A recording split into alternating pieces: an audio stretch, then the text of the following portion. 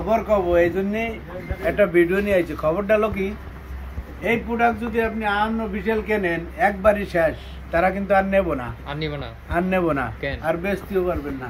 কিন্তু ইউজ ফোনের দোকানের থেকে যদি কেনেন, এই যে ইউজ ফোনের দোকান, তাহলে আপনার সুবিধা কি, এটি আপনার ভালো লাগবে না, ইউজ যে কোনো মডেল নিতে পারবেন। মানে এটা নিয়ে ওকে কিছুদিন চালানোর পর ভালো না লাগলে ভালো লাগে না, এক্সচেঞ্জ করে যে এই ফোন ভালো লাগে না।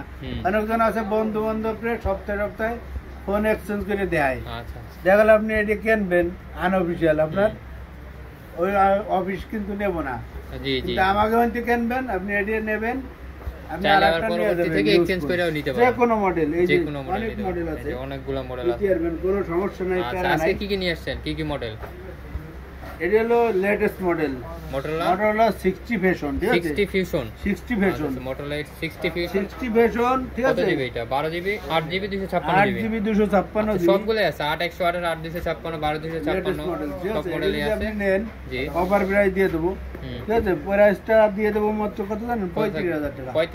35000 টাকা। আচ্ছা, একটু কমাই দেব, দেন একটু কমাই দেন, 8 256 না, 35000 টাকা, ঠিক আছে?